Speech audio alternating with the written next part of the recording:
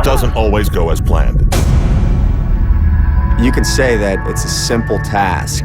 Swim 2.4 miles, bike 112, run a marathon. But it's not easy. Ironman is the single toughest event you will put your body through in your life. Ironman really is the most amazing, most addictive sport that you could come across. It's a process of seeing what you're made of and seeing what you can pull out of yourself. It's just one long, tedious conversation with yourself. There's so many voices in your head saying stop. You can get to the core of yourself, of who you are as a person, and you can find out what you're made of. You can find out whether you're tough enough to get through this.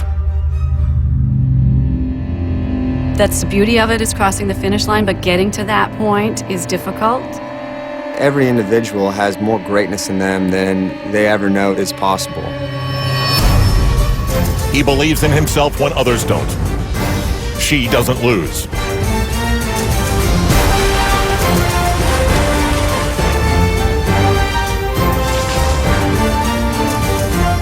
He looks to become an all-time legend. And an 80-year-old who lives out his life swimming upstream.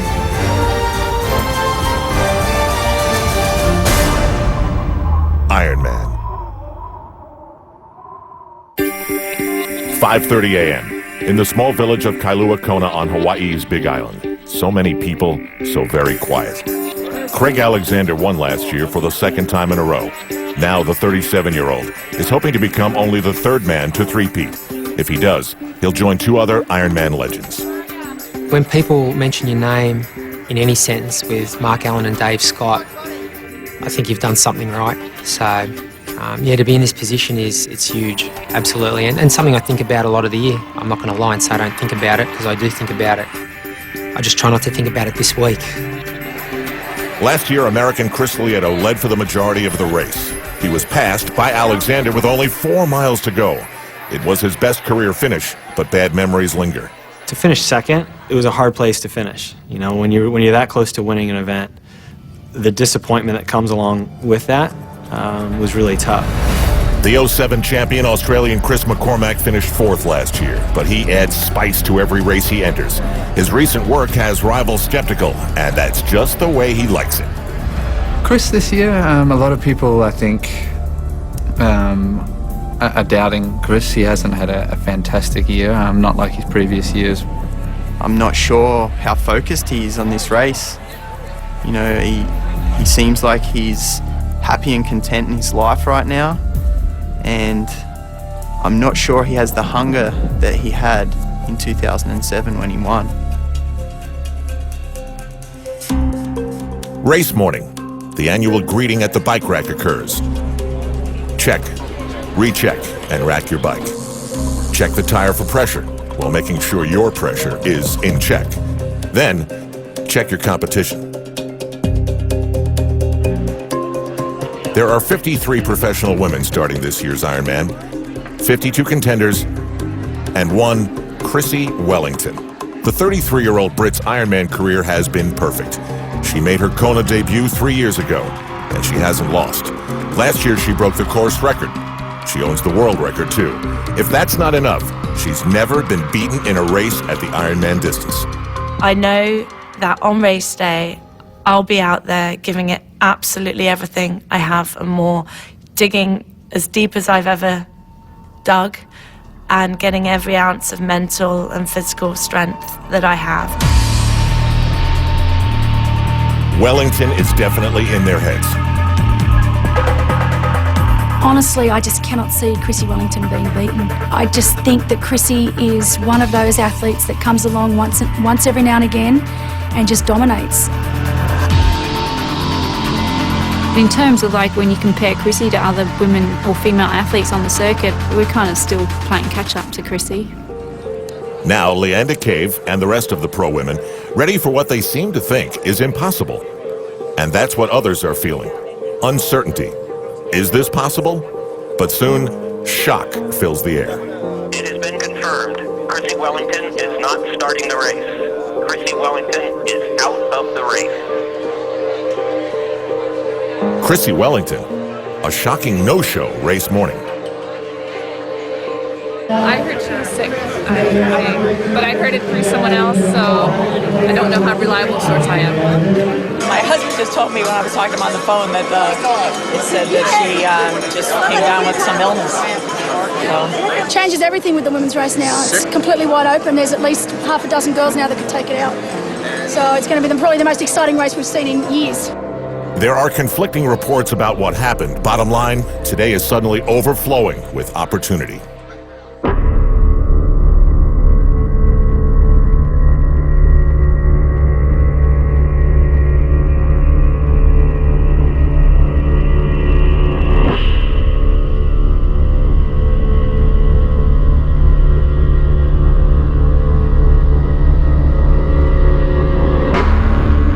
Now it's time to do this. Over 1,800 people entered, over 1,800 different stories of how they got here. This is the moment of truth they wished for themselves.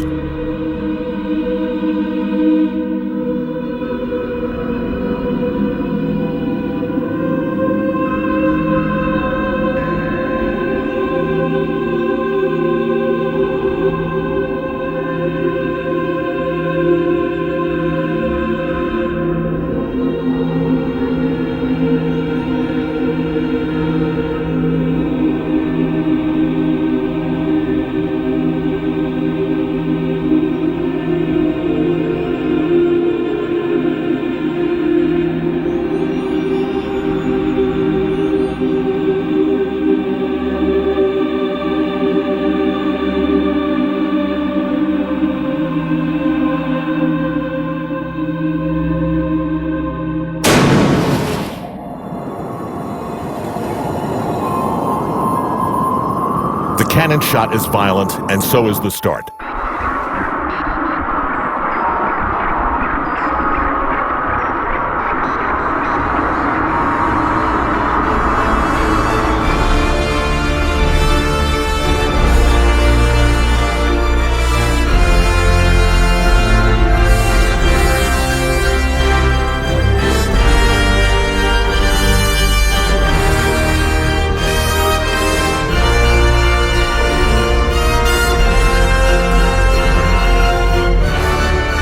They are all headed to a finish that can define them, but they are all just in the beginning of a 140-mile day to get there.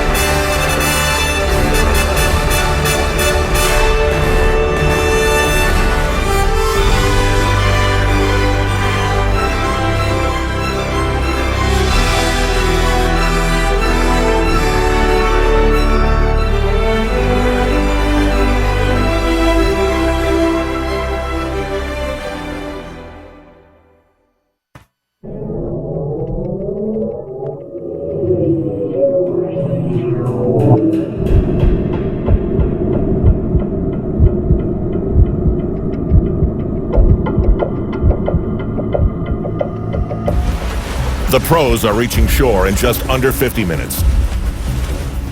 Behind them, the frantic chaos of what this swim is. But there are always two ways to look at things: above and below.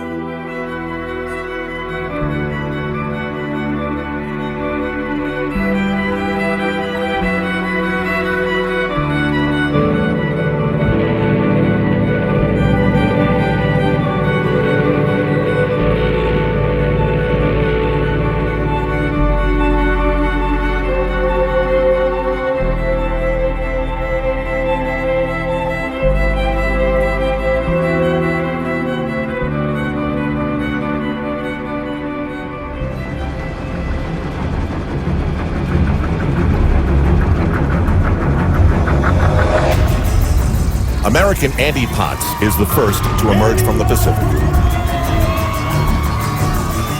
Not surprising, he was an All-American swimmer at Michigan.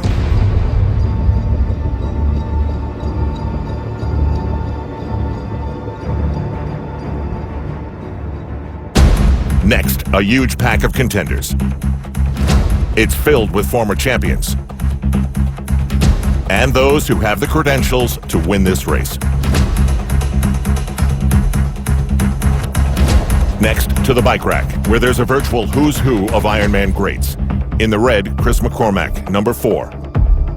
Arriving next in the blue helmet, Germany's Andreas Rahlert, who finished 3rd last year. Then, number 1, two-time defending champion Craig Alexander. It means all the contenders will start the 112-mile bike ride together. There is urgent calm in their preparation. Ahead by 2 minutes and 45 seconds is Andy Potts. But he knows what's building behind him. A monster that wants to destroy what he's built.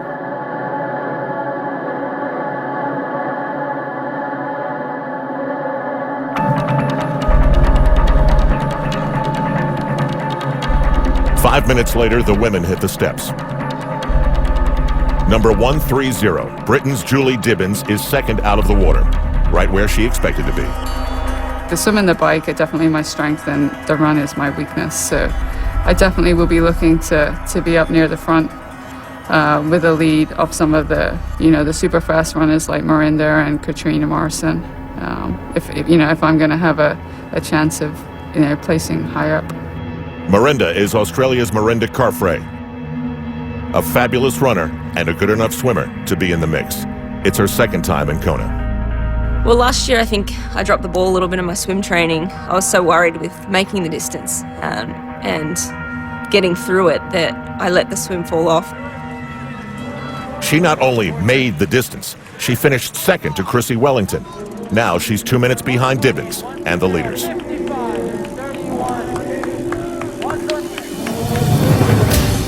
A school below and one above. The one below is more organized, but they're all getting where they need to be.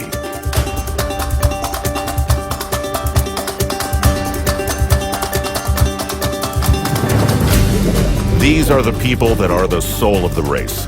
The majority, the age groupers, the ones who bring their dream to Hawaii for all of us to see. Those who don't race for a living, they race for their life.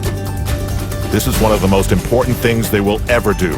This will prove something about them, prove something about Kyle Garland.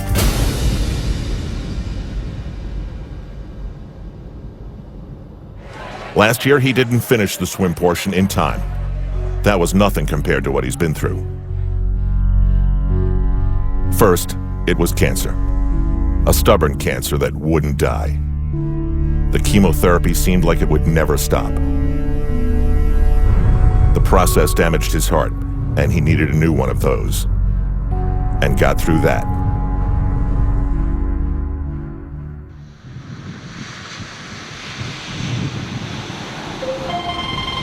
Hey Kyle, it's Tom. Hey, what's happening? Where are you right now? I'm just driving up past Malibu up to Zuma Beach. Hey, cool. When you get down to the beach, go out about 50 meters, swim down about 400 meters parallel to the coast. Do that about 4 times. Yeah. That should do it for today. All right, great. Thanks. Talk to you later. Have a great swim. We'll see you when you get back. I started going up the steps, and the timing judge kind of stepped in front of me and said, "You're done." And my first thought was, "Yeah, I'm done. Get out of my way. I got to get on my bike." And then he said, "No, you didn't make it." And for the first time, I looked down at my watch and saw that it said 9:20. And obviously, I knew exactly what that meant. I just kind of collapsed there on the steps. Not once did the possibility of not making the swim enter into my brain. That was the least likely scenario for me, was to not make it on the swim. I think that to be able to cross that finish line, I will put the exclamation point on my survival.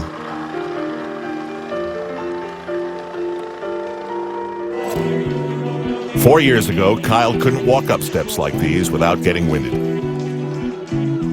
Now, with his new heart, he triumphantly does, having beaten the swim cutoff.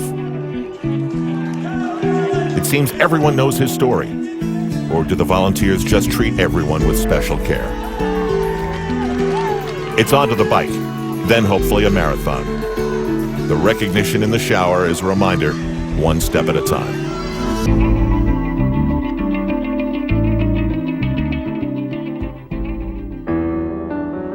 Sharon Colgan is where Kyle was a year ago. And the worst job in Kona belongs to the man who tells her her race is over. She goes down just like Kyle. There are no words.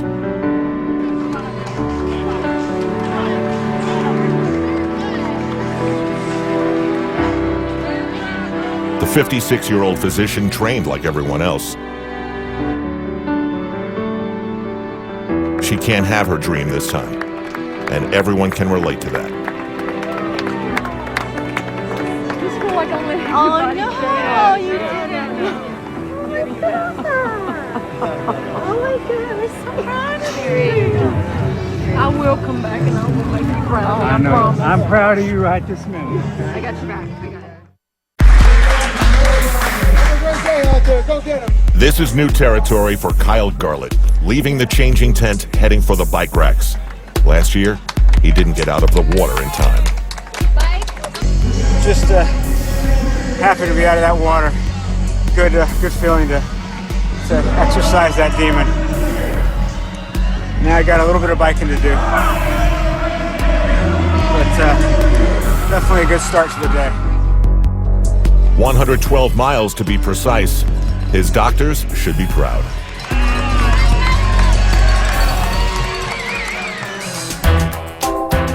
He joins all the others on the roads of Kona. Over 1,700 in all shapes and sizes. They range from 19 to 80, and that high number includes Lou Hollander, who knows there are no sure things. Not this year, not last year. Not easy. Not easy? You're going to make it, right? Yeah, I'm right on the edge. Okay, good luck. But this is my 20th year. Really? Yep. I've always made it 19 years in a row. Why do you keep coming back? God knows. If I don't make this one, I'm not sure I will. Good luck. Thank you very much. He finished that, so now he's back for number 21. Lou Hollander, motivational speaker, scientist, and 80-year-old Ironman. The thought of retirement has never entered my head. And most men my age are dead. Oh, that's a great question. I am 80 years old, and I am still working. And I don't feel old. To be perfectly honest, this is the nicest part of my life. I brought a lot of stuff here. You've seen a lot of things. If you want to be functional at 80, you better damn well pay attention at 40. I'm going to pour it right in there.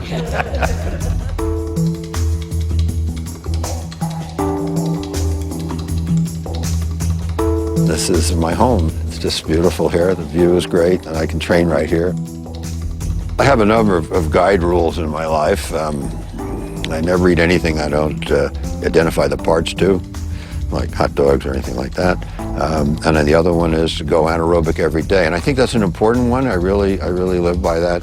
Going anaerobic, of course, is running without air. That means you're running more than you can handle. You can only do that for a minute or 2 minutes or whatever. And you just warm up, and then you go as hard as you can until you can't go any further. And that's it.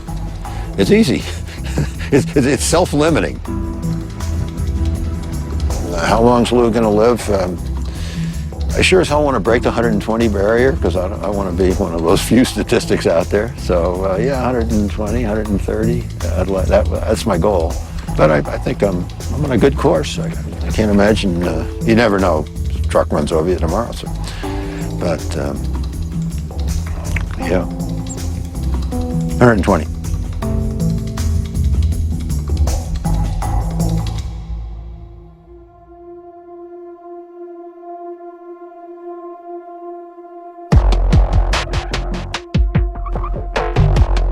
In the men's race, the monster of contenders did the job. They destroyed Andy Pott's lead and now have potential glory all to themselves. Now strategy comes into play. How hard do you push on the bike? Strategy plays a tug of war with how do you feel right now?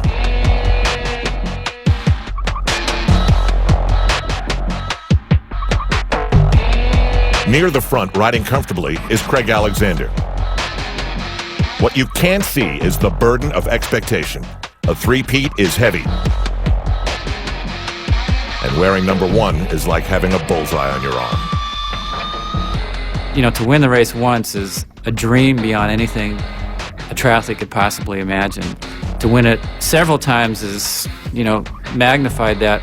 But at the same time, there's this thing that you're expected to win. It's an interesting challenge that comes with winning this event, and it becomes more, it just builds, it's insidious. It builds every time you win, and honestly, it sucks. Everything of this whole year will be a failure if he doesn't 3-peat. Besides expectation, Alexander has to contend with a stacked field. Among them, the last man to wear the crown before Alexander, Macca, fellow Aussie, Chris McCormack. There is a lot of history between the two. Macca and Craig are really polar opposites. You couldn't have two champions that are more different from each other than Chris McCormack and Craig Alexander. It's funny because they've tried, a lot of people have asked about our friendship or our relationship, and it's not as close as it was many years ago. We've been since juniors together, so 1990, and he was always the guy that missed the Australian team, and I was always the guy on the team. I was the junior prodigy, I was on the magazine covers, but we were training partners for 15 years. And, he lived with my parents for 2 years. I brought him down from Sydney, he stayed with my father and my mother for 2 years so he could train with us. So we're a lot closer. I think we know each other, and that's what hurts. I guess we're common in that we come from the same country, and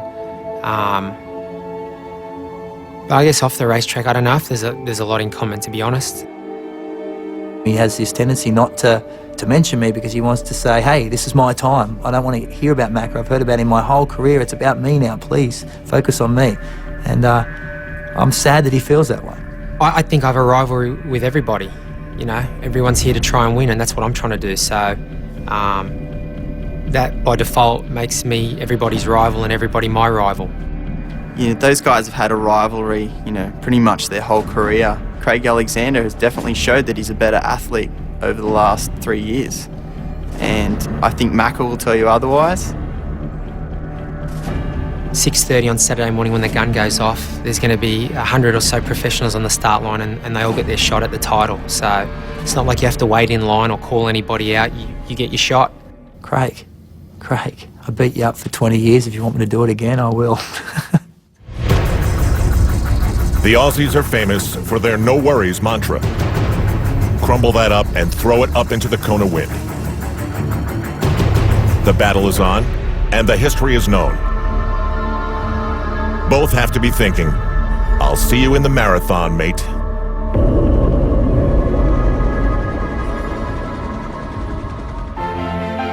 In the women's race, uncertainty is the word. The no-show of Chrissie Wellington has flipped their strategy cart upside down. In the recent past, it was just let Chrissie fly on the bike and know that that was the pace to keep up with. Now it's a group laced with inexperience, not knowing if what they're doing is too hard or too fast. Julie Dibbins is in the lead and the pace setter, but she's a rookie, and this is mostly a veterans race. She's the big unknown. I don't even know what to expect out of myself, so if other people expect me to do great, then that's awesome. But I have no idea. Like, all the signs in training, tell me that I can do it, but until you go out there and try it, you just don't know. Marinda Carfrae is 10 minutes behind Dibbins, but ahead in the experience department. Last year was her first, and she finished second. Time to think about the next logical step and get moving.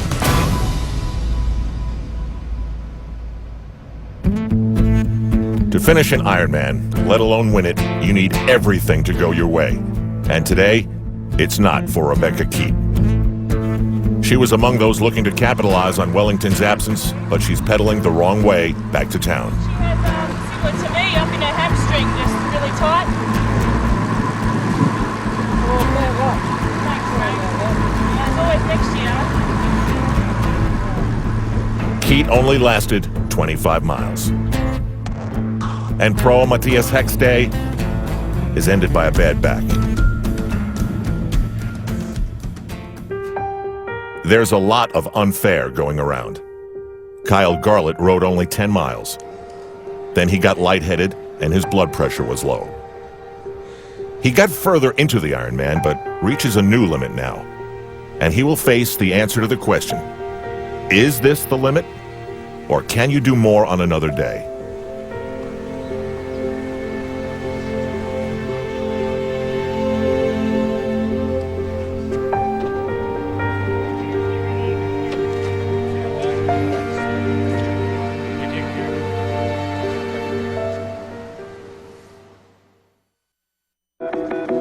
It takes countless hours to train for a race like Ironman, and when you do, you are at risk. Well, before I head out the door for any session, I make sure I've got a few essentials, and one of them is my road ID. It has all my personal information on there, and my family's contact information.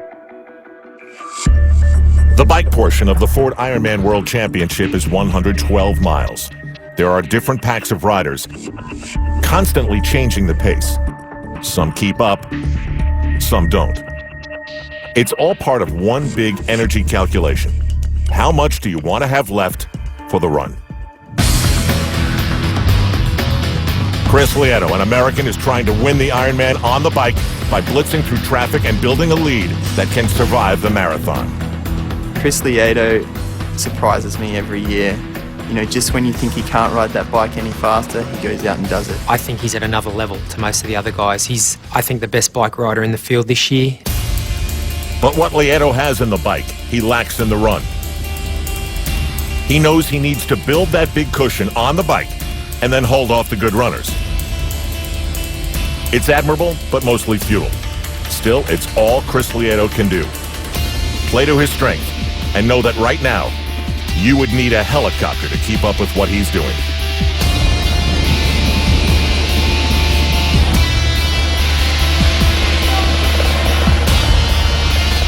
Chris McCormack moving up on the right in the red. The pace is quickening as the riders head back to town. He certainly likes that. It's getting better.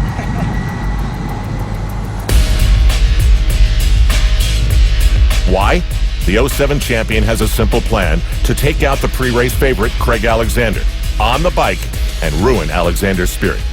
He has a stellar run, but I think a lot of the guys, and I've tried to push that all year, even last year, have realised he does have that Achilles heel, which is the bike, and they need to exploit that. If people are obviously going at a pace that I don't think I can sustain for the whole 112 miles, then I have to make a decision. Do I roll the dice and go with them? And chances are you could probably ride the ride with them, but you're going to pay for it somewhere. And these are the decisions that you need to make. And the reason people end up walking or slowing down is not because they're not good runners. It's because they've spent too much energy on the bike. It's pure and simple. So is Alexander fading, or just letting Macca be Macca? Another player is Germany's Andreas Raelert. Andreas' performance in Ironman European Championships in Frankfurt, I'll go on record and say it's probably the greatest Ironman performance I've ever seen. Because of that performance, the whole nation has gone whoosh. The whole triathlon, that Andreas Raelert is unbeatable. He's absolutely unbeatable. I did an interview last night with the Germans and they said, do you think Andreas Raelert is unbeatable here? I said, oh, absolutely. I don't even know why I trained. He definitely has the weight of a nation. You look at the press leading up in Germany and there's only one position for Andreas.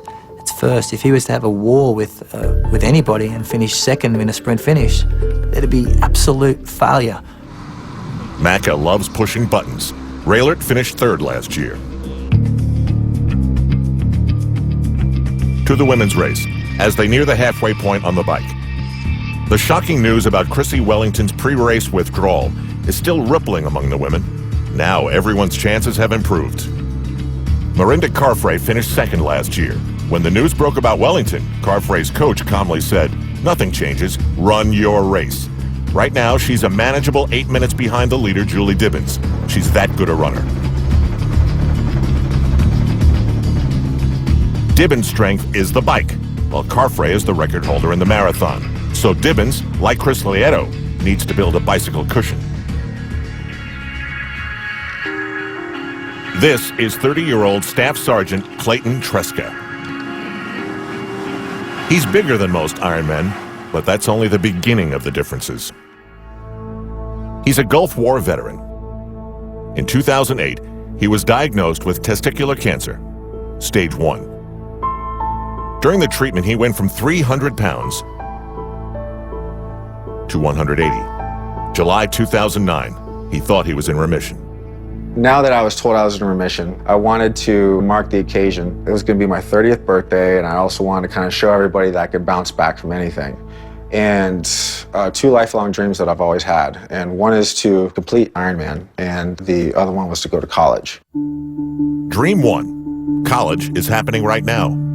Dream 2. As for the Ironman, he took advantage of living in San Diego to train hard. While doing that, he developed pain that was reminiscent. I went to the doctor's office, and the pain was getting really bad, and I was really concerned about it at that point. And once again, he said that I'm fine, that I'm overtraining, and that I just need to stretch more and stay off of training. And then a week later, I was at work, and I had a knot develop in between my clavicle and my neck. And it was just this is the size of a bean. It was really small. And then within a matter of several hours, it grew to the size of a baseball. Because of the aggressive nature of the cancer, I was done. And so I knew that, well, I was told that was going to be it for me. Clayton is now faced with an experimental treatment, high doses of chemotherapy to eradicate every last cell of cancer. To survive, he'll have 2 stem cell transplant procedures to replace his immune system. Treatment started and it was in full swing. So was my ambition to continue doing the Ironman. I was staying active and focusing on training, and I was linked up to all these different wires and cords and having all this chemotherapy pumped into my body. Clay was actually doing lunges and thrusts as he went around the ward, and Clay's a big guy, so it was pretty dramatic and pretty impressive. Walking around the nurse's station, which is 36 laps equals a mile, it just kept everybody in a very positive mood in a very dark time. That was a lifesaver for me. Of course, the number one question that every cancer patient asks once their treatment ends is, what's the prognosis of, and what are the odds of this coming back? When am I going to be done? I think he has a very good likelihood of being cured of this disease, but it's not guaranteed. If the treatment fails, I'm dead. And that's all there is to it.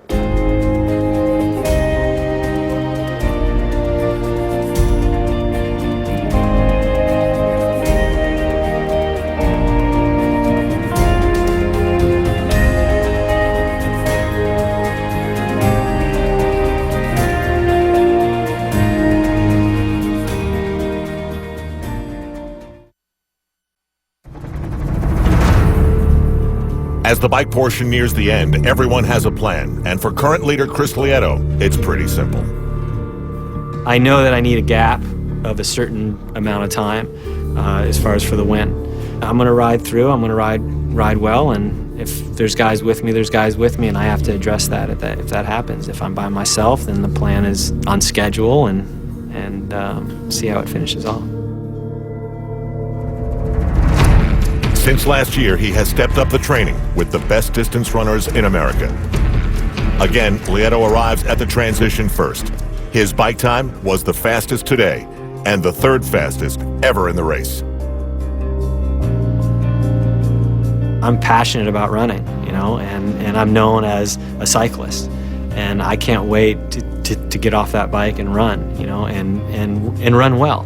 Last year I ran okay, but I didn't run well. I didn't run what I was capable of running, and that's what was hard. It's off to the K-Swiss running course.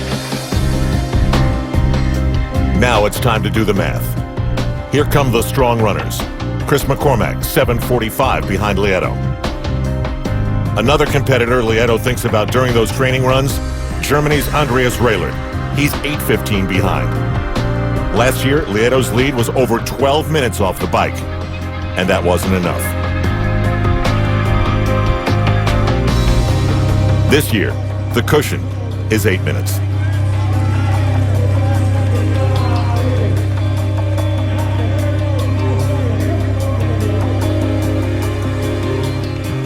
Craig Alexander is a whopping 15 minutes and 25 seconds behind the leader. But equally stressful, he has to make up almost 8 minutes on the best runners who've already left the transition. Is that too deep a hole? Will Lieto's plan of hammering the bike work this year? You only have so much energy left in your legs after pushing the bike for over 5 hours. Now he's talking about I spend time with Ryan Hall and all these runners and my marathon's improving. That's great. That's a person trying to convince themselves that their run's good. But when you're putting out that kind of power in the heat and humidity of Kona, it has to take from your run. And I have immense respect for the Stadlers and the Lietos who race this event that way. It's a lonely, tough way to win this race, especially in the sense that all you get all day once you get off that bike is lost time. 12 minutes, 11, 10, 9, 8, that plays on your head more than you can possibly imagine. Lieto has never broken 3 hours on this marathon course. That's a problem. At a much different pace, the Ironman continues for everyone else.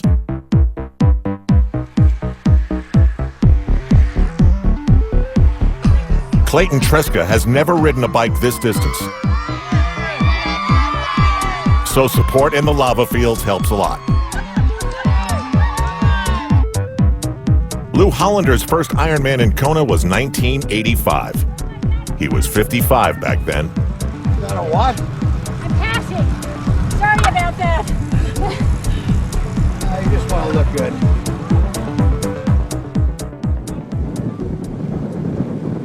If you think this race is exhausting, try hanging with Kathleen Allen for an afternoon. We have 4 kids, 2 cats, 1 dog, a ferret, and we're bird sitting. It's a lot of fun. Managed chaos, sometimes not so managed. Some days I try to fit in a training session early in the morning before the kids are up. I'd come back from swim practice, help get kids off to school, fit in a workout. I'm working 2 jobs at present. Once I'm done with work, maybe run in a meadow or go for a bike ride.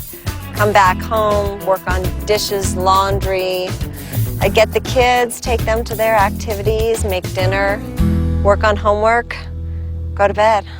I really believe that our family comes first. I like how she has time for 4 kids. And she can also do what she likes. I think that's pretty cool. I think she takes a lot of time out of her schedule to hang out with us. Team Allen is also referred to as Team Crazy. Here it comes. Or Team Nuts, or Team Who Knows What's going to happen next week. There's always a lot going on. Sometimes it gets really insane around here. My mom might have to take one person to the library and then another person to the school bus and then another person to school, so it's busy but fun. They know me as a mom who swims, bikes, runs, bakes cookies, volunteers in the classroom, and does all those things. Training became Kathleen Allen's escape. Training became something even more important after August 24th, 2007. I went to the lake and park to go for a bike ride, and that was the day that I got hit. I remember people asking me who I was over and over and taking off my road ID and saying, all my information is on there, stop asking me, I don't want to talk about this. I wore my road ID long before then and I had it on the day I was hit, but I didn't want to spell my name. I was in pain. We arrived at the trauma center and she looked pretty banged up on the table, and it was about 10 or 15 minutes later that the doctor came in and said she's got 4 bones broken in her back, both her wrists. She's had a minor stroke. And what I thought was, gosh, broken bones, she's going to be okay. Uncertainty crept in for the next week. I was younger, so I didn't really know what was going on. It was a little bit scary when I saw her. She didn't look in her normal shape, but I asked her if she was going to be okay, and she said yes, and I guess she was right. I wanted to be strong and healthy for my children, and my children knew me as a mom who did things, as a mom who was fun, a mom who had energy.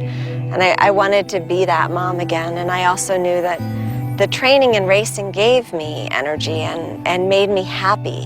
And when I'm happy, I'm a better mom. Her getting to the finish line gives Kathleen's kids something to live their entire lives by.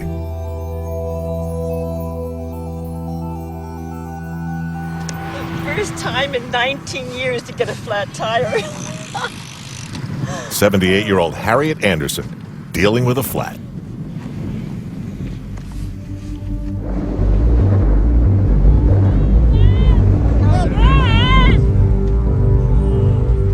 There's carnage out on the road.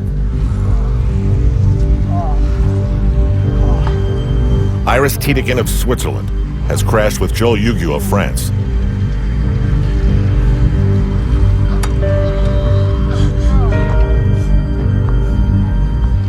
Tiedekin cannot go on.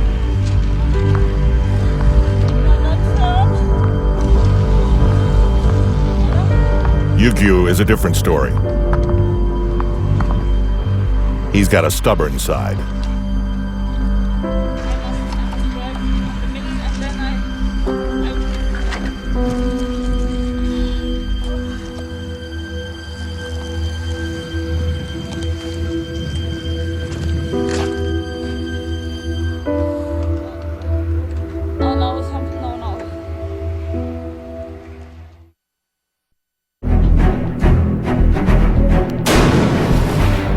The Ironman started like it traditionally does. But there's been untraditional news. The defending women's champion, a no-show, and opportunity knocked. While dreams for some ended early, things moved on. And a rookie leads the women's battle to create a new champion. While a two-time champion's bid to three-peat has turned into a game of catch-up. Craig Alexander's demeanor seems to say, I have a plan and I'm sticking to it. The men and women are living similar storylines. Julie Dibbins, trying to build a lead on the bike that can survive the marathon charge.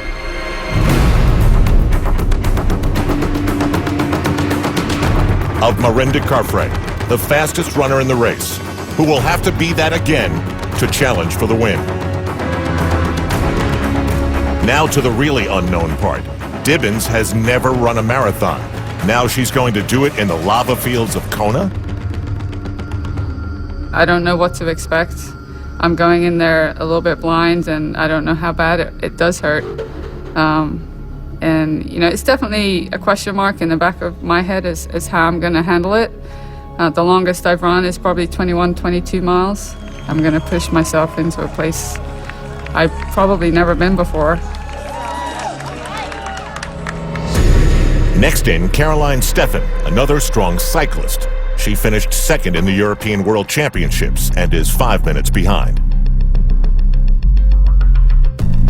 Even worse, at 10 minutes 30 seconds, is Mirinda Carfrae. But she set the marathon record on this course last year, and in a race like this, people respect the ability to finish big. So many before Dibbins have breathed the moist air off the ocean as the leader, only to be crushed out there in the sauna. Carfrae begins the hunt. History has given her many examples to let her think what's possible. 8 miles into the men's marathon. Chris Lieto and Julie Dibbins should share stories. His chasers are impressive, including two-time defending champion Craig Alexander.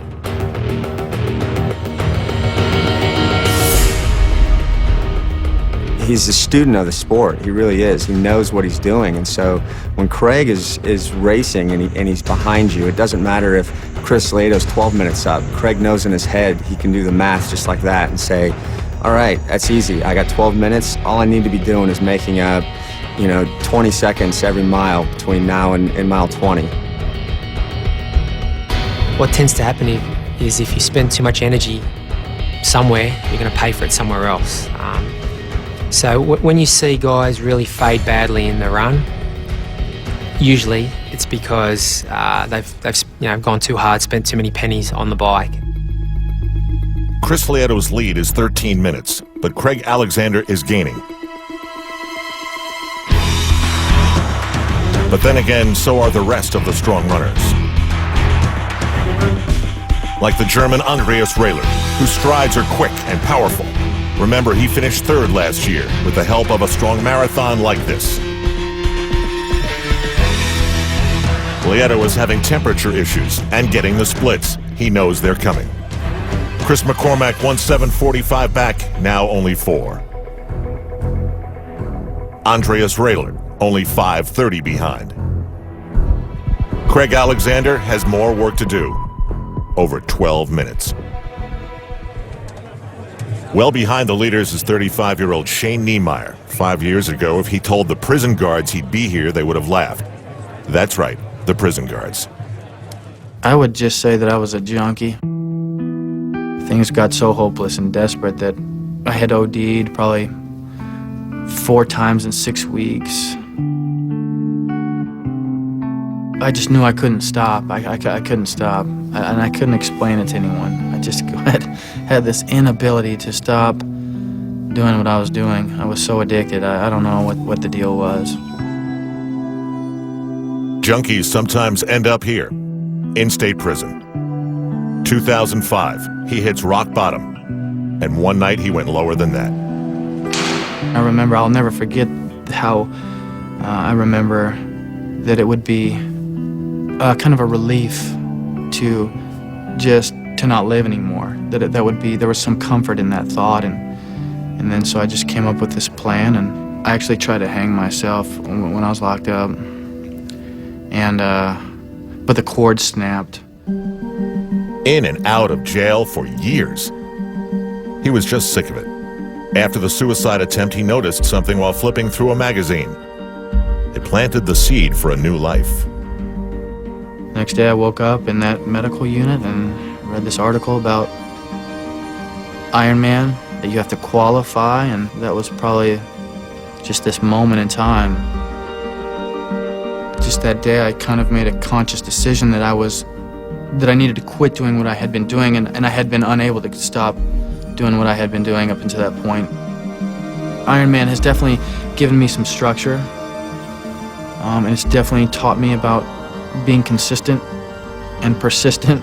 And so in that regard, Ironman has given me, I mean, it really has given me my life back on track, you know. On Saturday, I'll think about some things that I don't think about too often, and that's how far things have come from where they once were, and how that life is bitter sometimes, but it's sweet, and it is definitely what we make of it, you know. Sometimes you wonder if there ever is a hole too deep to climb out of.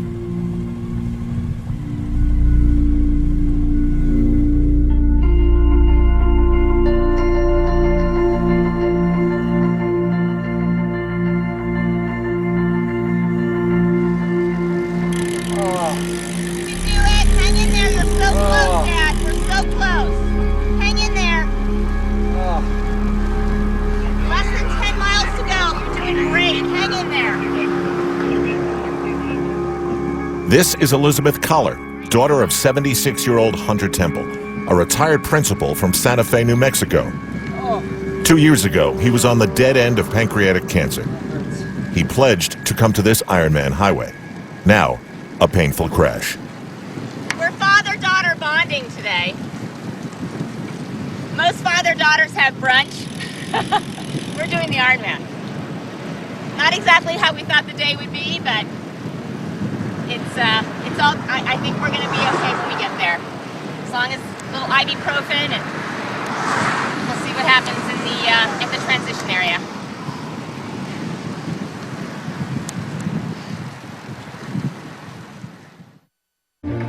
The natives of the Big Island deal with the heat and keep on running. It's not that easy for the tourists. Chris Lieto has a low 5 for the women's leader, Julie Dibbins, and that is how he must be feeling.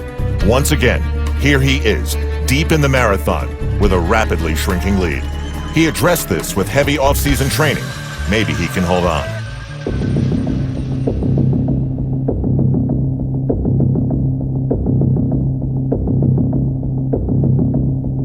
"10 miles in, and 16 of the hottest miles to go.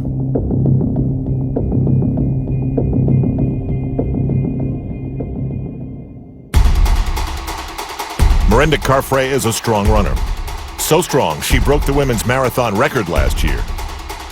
And along the way, had better marathon times than several of the top men. Actually, somebody mentioned it to me, I think, and first I didn't believe it, so I had to go back to the books and I checked it out, and I had to write her a little email after that and say, could you please don't run that fast next year? But no, she's an amazing runner. I mean, she's known for her running skills, so I'm not ashamed of that. Miranda is also a good enough swimmer and a good cyclist. But here she blows by Caroline Steffen for second place. This is doable. Imagine watching someone go past you going that much faster. Good thing Julie Dibbins didn't see that pass. Cocky Chris McCormack is once again doing his thing. He was running 5:35 miles for the first 10. That has shrunk Chris Lieto's lead to 1 minute.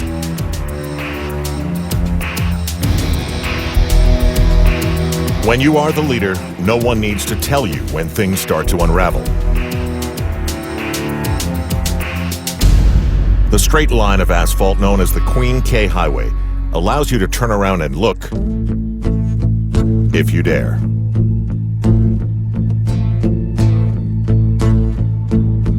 For Chris Lieto, it's all straight ahead. And he has to be having the most profound feeling of deja vu. Last year, his lead was 12 minutes. Not enough. This time 7. Not good. There's a presence behind him, and it's going faster than he is. And he doesn't have to turn around to feel it. Chris McCormack arrives.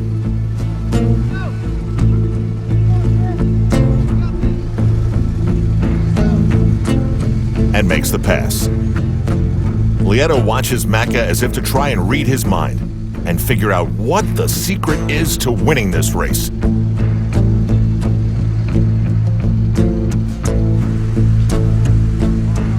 Lieto's rhythm is in free fall, and so is his status in the race.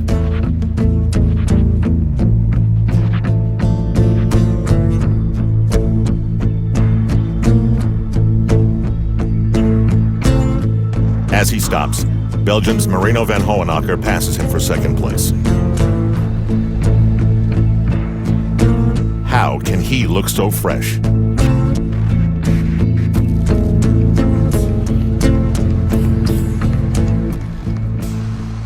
The situation is about to get worse. Andreas Raelert has some kind words, but passes Lieto for third anyway. In a span of 14 minutes, Lieto goes from the lead to off the podium. What could Chris Lieto have done differently to prevent this reoccurrence? Is it possible that this body can be trained even harder to win? Or is this as hard as this body can be trained? You can drive yourself crazy.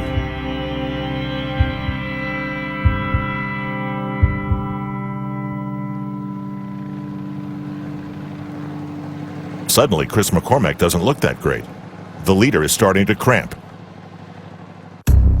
And the top 3 are coming together, separated at mile 14 by less than 2 minutes.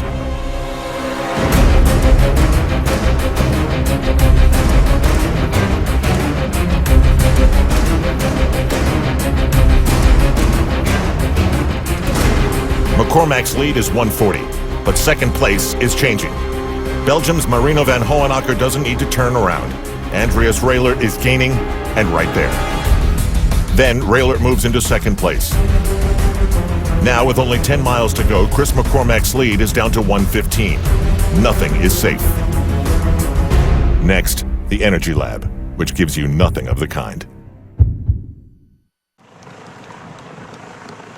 While battling cramps, Australian Chris McCormack leads German Andreas Raelert by 1 minute 15 seconds as they enter the most pivotal part of the marathon. 16 miles into the run brings you to the Energy Lab, one of the most famous and sinister parts of the course.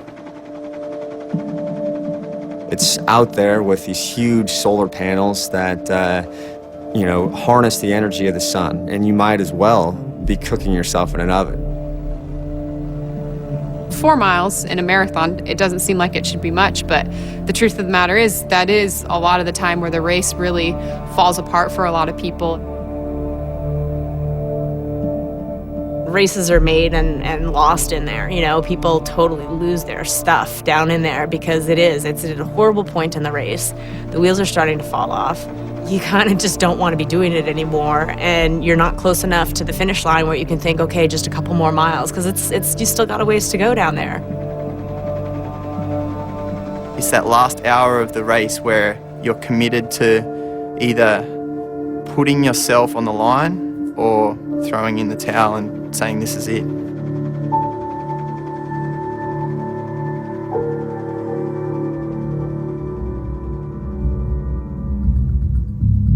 Mirinda Carfrae will soon be there, in second place chasing Julie Dibbins. She's battling a deficit, and she's battling the heat of Kona, which is legendary. It's like it's on you, like it's like heavy almost, and I just couldn't get cool enough. Every aid station I was taking on ice in the sports bra and in my pants, and it'd melt within 100 meters. It was that hot. My body it's like you're on fire. In 10 miles, Carfrae has taken a 10-minute, 30-second deficit and made it 4. With 16 miles to go, she's cooking in every way. If only Mirinda could see this far ahead to see what she is chasing, it would inspire her to see Dibbins looking wilted and vulnerable, like it was her first marathon, which it is. Back in the oven, Chris McCormack is 1 minute ahead of Andreas Raylert as they slowly make their way through the end of the Energy Lab round trip. It's lonely down there. No fans, just quiet. There is soul searching, and there better be an effort to suppress the voice of doubt, which screams as you explore what are your limits in every part of your body.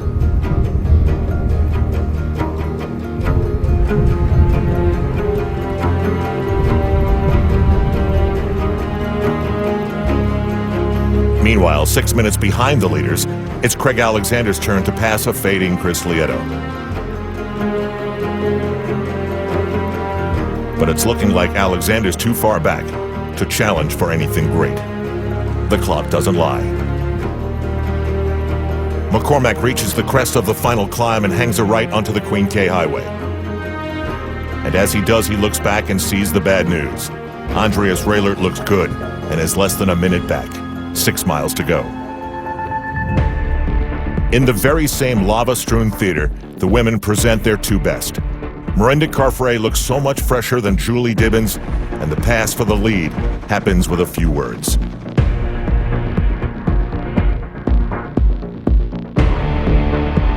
The two often trained together in Boulder, Colorado, which means Dibbins probably saw this one coming.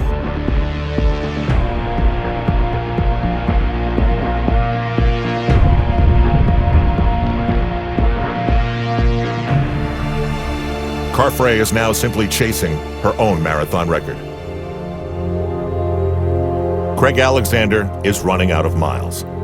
After 16, he is still 6 minutes back. It can't be done. The honor and the challenge of the three-peat will remain with the legends, Mark Allen and Dave Scott. As one dream evaporates, another one percolates. Andreas Raylert looks like a hydration science project, but it's right there in front of him. The lead of this great race.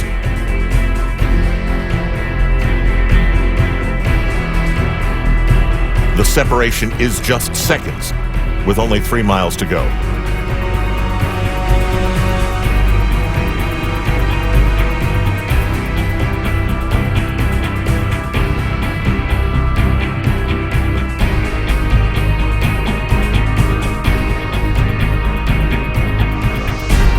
You look for a weakness, and there it is.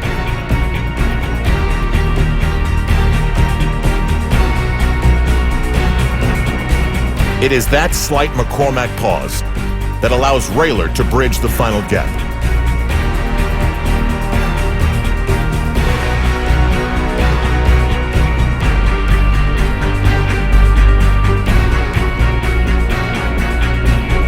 Raylert moves alongside, but does not complete the pass.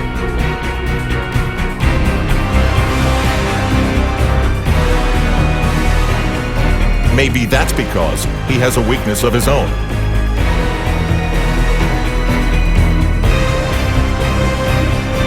They seem even in every way now.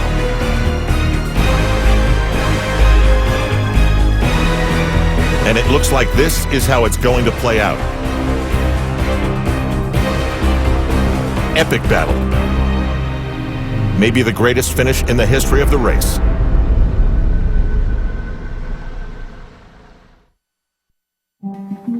Just under 3 miles to the finish of the Ford Ironman World Championship, and it's two men side by side, Chris McCormack and Andreas Raylert. It may take you back to a similar duel in 1989 between two legends, Dave Scott and Mark Allen. It is remembered as the Iron War. Literally, we ran side by side, mile after mile after mile, and we kept bumping into each other because neither of us wanted to give an inch. He surged, and I was barely able to hang on. He dropped down to about a 6-minute mile, which, you know, that's pretty crazy in an Ironman. I thought, he's going to run a 6-minute pace for the closing 13 miles of this Ironman. And I lost it. You know, I thought, I can't do it. I can't hold it. I can't win. He's going to win one more time. There was one last final uphill. We were side by side. At the bottom of the hill was an aid station. Dave reached over. He grabbed a glass of whatever. And just as I was ready to reach over, something just said, go. And it was like I was shot out of a cannon. I just took off and started running as fast as I could go, and it blew his mind. And then we ran down the other side. I took one last look back. I couldn't see him, and I knew that it was mine.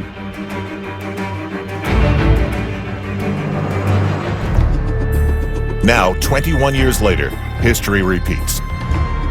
With two men who have enough respect for the history of the race to understand the significance of what's happening. And a respect for each other that lets them actually share a sponge and a handshake in these final miles.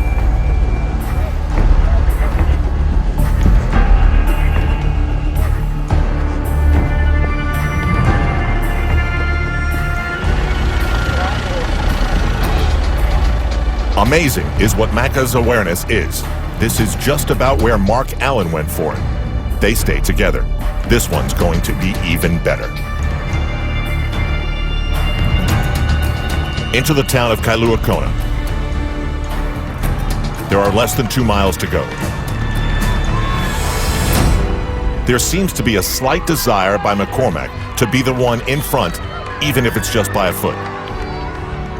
He is the one who has won this race.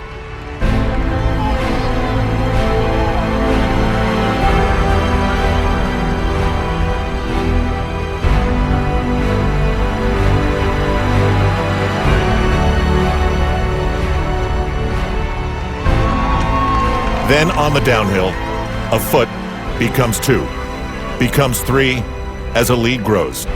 McCormack pulls away.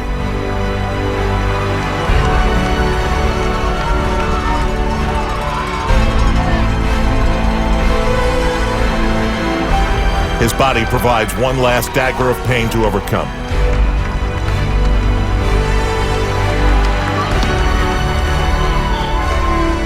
But he will literally grit his teeth to get through it.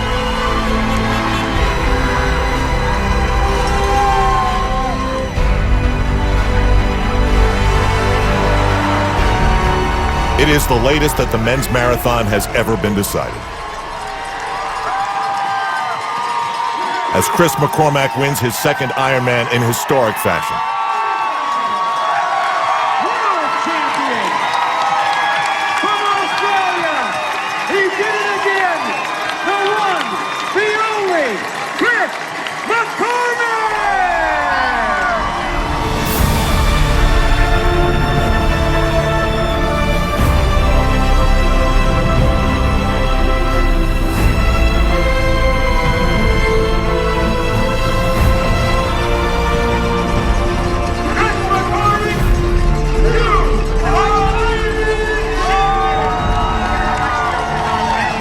crowd, and Chris McCormack waited 1 minute and 40 seconds for Andreas Rehler to arrive. His last mile must have been a killer.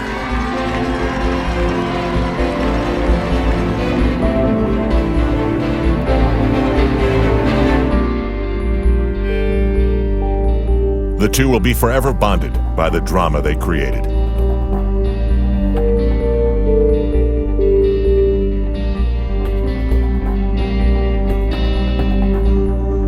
Two and a half minutes behind was Belgium's Marino van Hohenacker, his best finish ever in Kona. Chris McCormack's performance was worthy of a Wheaties box. With about a mile to go, I took off, and then I hit the wall, and I started to panic, and everyone was yelling and screaming, and I looked back and I couldn't see Andreas, and I just closed my eyes the last bit, and then the motorbike guy came up and I said, "Please, can you see him?" He said, "No, I can't." And so about the last 400 I got to really celebrate. And you know, the last time I won, I was so emotional. I don't really remember that last 400 meters, and this year I really enjoyed it. And I'm just scared I'm going to wake up and this is not going to have happened. So I'm just over the moon. Now it's time for the women to enter the energy lab and handle all the mental and physical torture that comes there. It's always a moment I think every athlete's demons come out and ask those questions. Even if you're having a good day, I was having a great day last year, and running through that energy lab, I thought I might have to walk for a couple of miles there. Walking is what Julie Dibbins is doing. She's learning things today in her first marathon.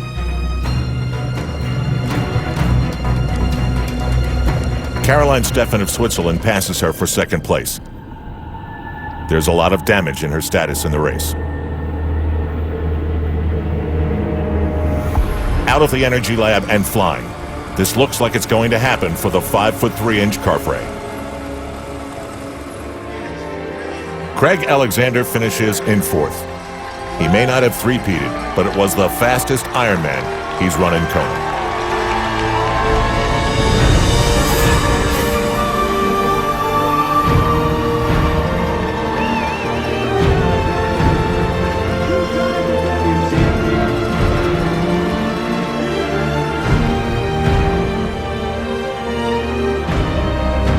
The longtime leader, Chris Lieto, finished in 11th place.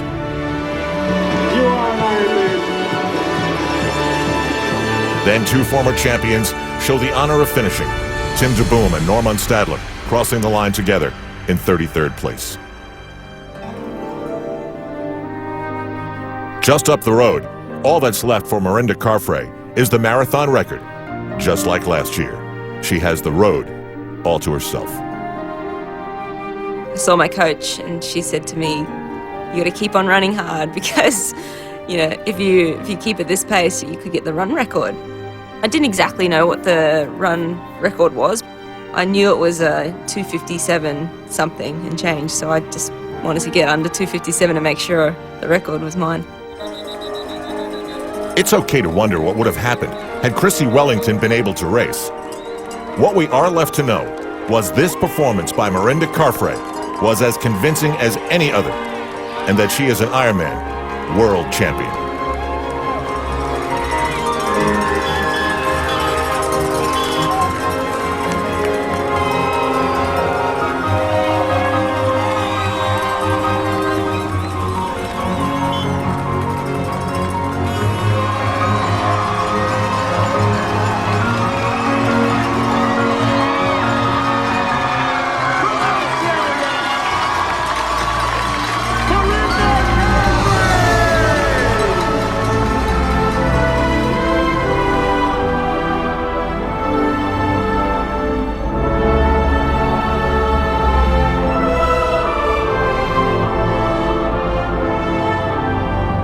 So much that goes into that moment behind the scenes and sacrifices and the rest of it. It's just awesome. It's just so exciting to accomplish such a thing.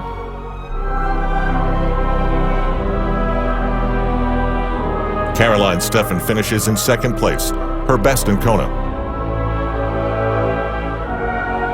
Julie Dibbins slips no further than third, 11.5 behind Carfrae.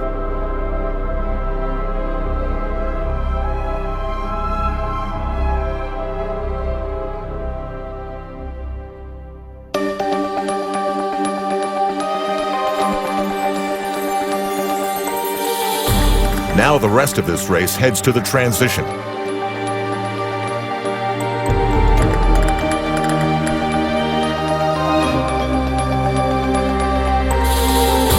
Clayton Tresca. Next up, a marathon. So far, so good. Just trying to get this pain out of my lower back from side effects from the chemotherapy.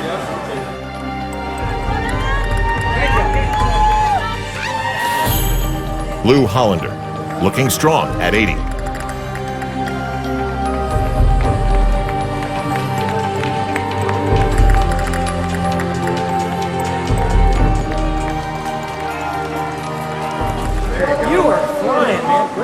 He needs to do the whiz quiz. You should have seen me going into Javi.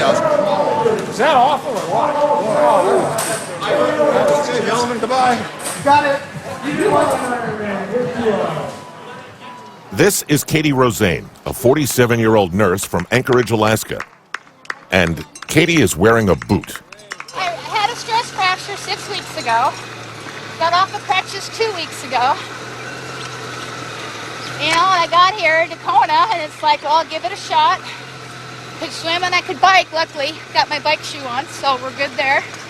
And then, but I knew I had to walk the run with this thing. And so far, I'm doing okay. Had a good bike today, so I got plenty of time, as long as everything holds up. So, hopefully I'll be at the finish line, you know?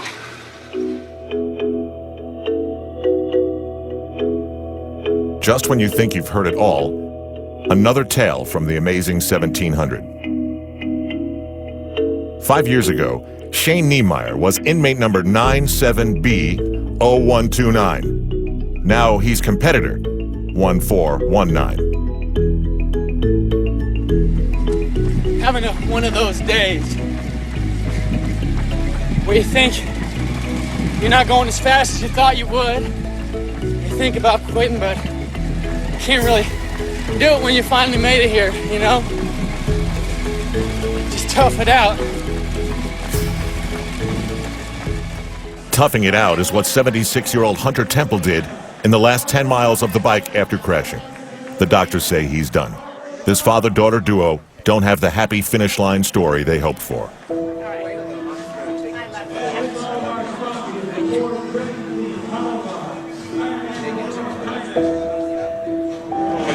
He's in a lot of pain. I mean, the last 20 miles has been pretty tough.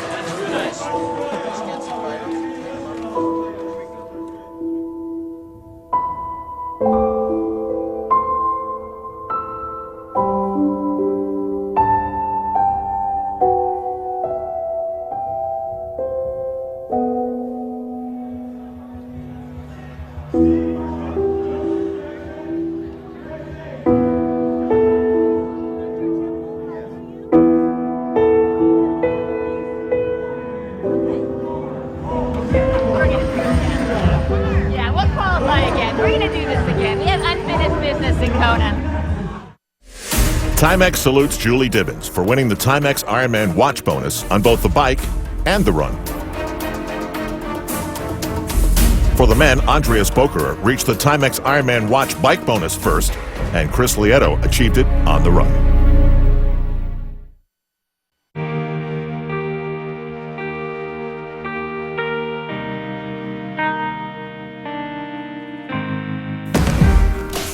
The Ironman day reaches a beautiful point, nearing the 11th hour of the race, as the sunlight goes golden to illuminate all the faces of joy everywhere on the island, but especially at the finish.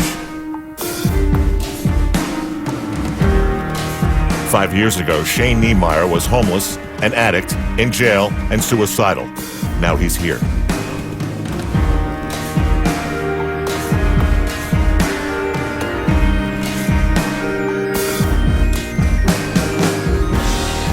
You can't make a sharper turn in your life than Shane Niemeyer did. That's why it feels the way it does at the finish line. Shane Niemeyer, you're an Ironman.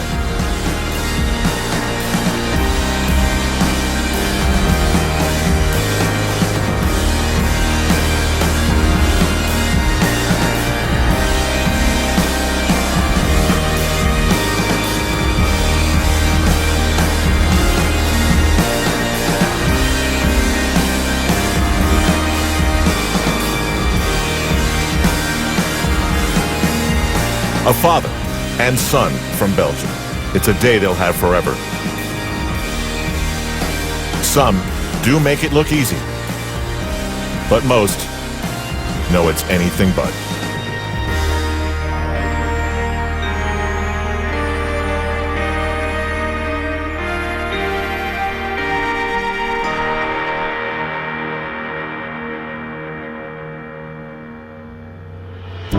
Many will be running late into the night. In motion for 15, 16, some right up to the allotted 17-hour midnight time limit.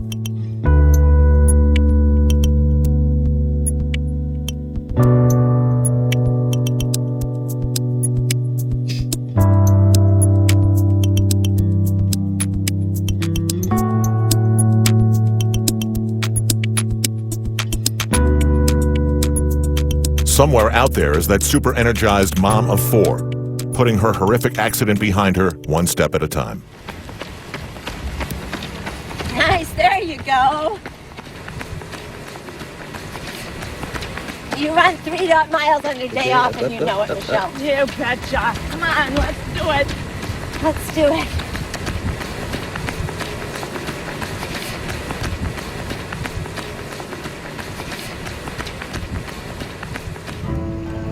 This is Joël Hugues of France. He's walking like so many do, but this is because of serious pain. You may remember him 30 miles into the bike when he crashed with another rider. He somehow finished the 112 miles and decided to press on.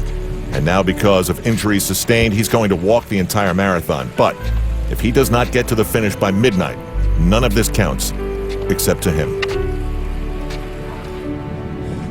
Clayton Tresca's back has seized up, and every shuffle shoots the pain up his spine.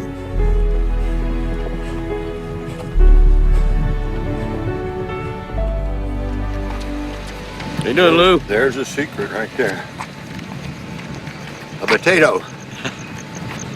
You got your potato at the Energy Lab, huh? Yep. Every year. Highest glycemic index.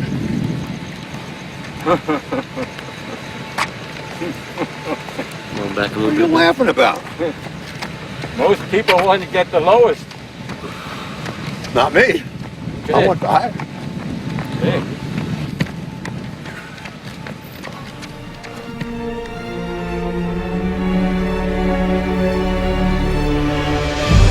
The sacrifices made to get here are as different as all of their stories. In town, they are greeted by a warm embrace of cheers, as loud as the champions heard. Maybe at night, it's even louder, for these are the everyman the fans can relate to and be inspired by.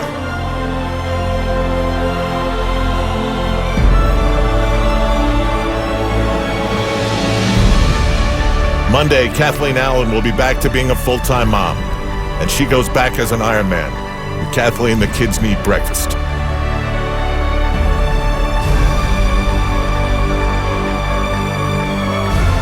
It's not easy getting into this club, but when you do, you're a member for life.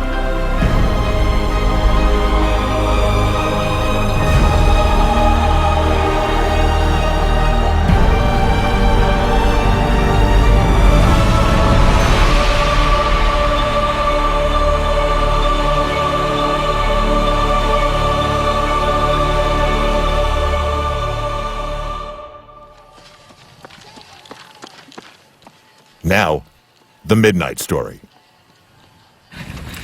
You want the honest truth? It's hell. This is the most incredible thing I've ever done in my life. The best night of your life. The most beautiful place on earth. Not for Joël Hugues right now. He's walked every step of the marathon. That's all he's physically able to do. Scott Johnson is also in bad shape. The 39-year-old city council member from Frisco, Texas, is going to need to get going if he's going to make the midnight cutoff. It's lonely out there. But there's a constant party at the finish line, and Scott wants in.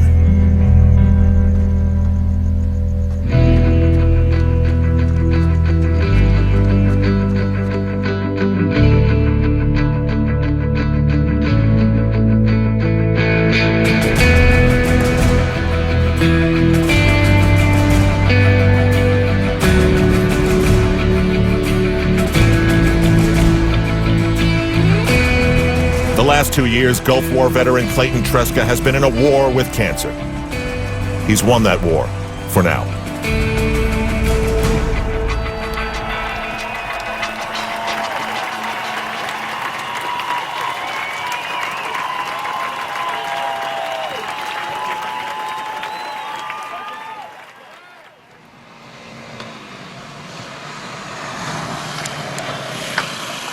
How you doing, Scott?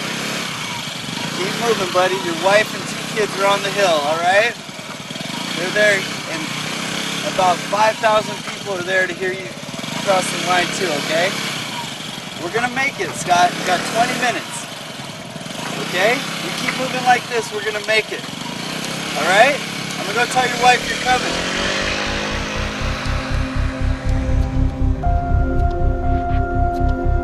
What is it other than his broken body that will help get Joel Yu to the finish line? That's all he's got.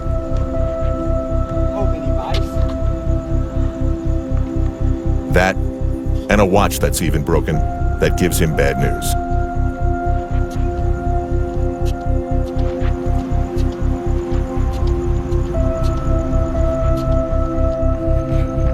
He's done this 20 times before, and has set Ironman as a yearly measuring stick of his health. That means finishing this. 2 weeks ago, she was on crutches because of a stress fracture. Katie Rosane was not going to miss this chance to finish the Ironman. On her back, a Bible passage. I can do all this through him who gives me strength. At the end of the Ironman, around midnight, that's when we welcome in the last races, and to go down there after our big race and to see those people finishing and just so happy to be at the finish line and to have accomplished this. It's humbling and it's cool to see. It's one of the Ironman's great traditions.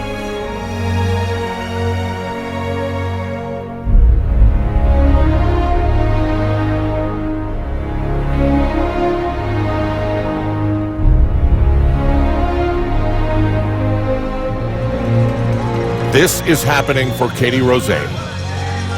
How many thought she was crazy to even try? Now they can all see the light.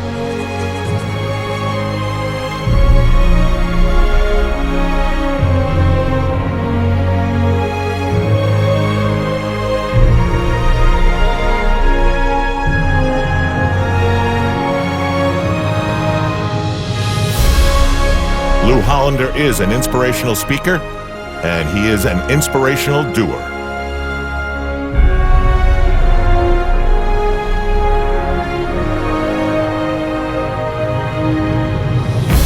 With only 2.5 minutes to spare, Scott Johnson beats the midnight cutoff. Maybe it's what the man on the scooter said. His family waiting for him at the line.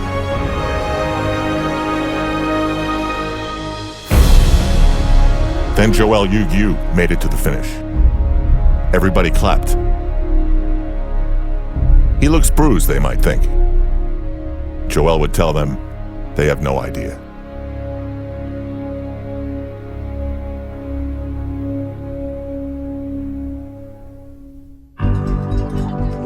That day in Hawaii had one last surprise. Catherine Curl, 66, adopted by these rogue runners who encouraged her to the finish 48 seconds before midnight would have negated what she did. She became this Ironman's last finisher, and the day was finally done. King Kamehameha's official hotel of the Ford Ironman World Championship.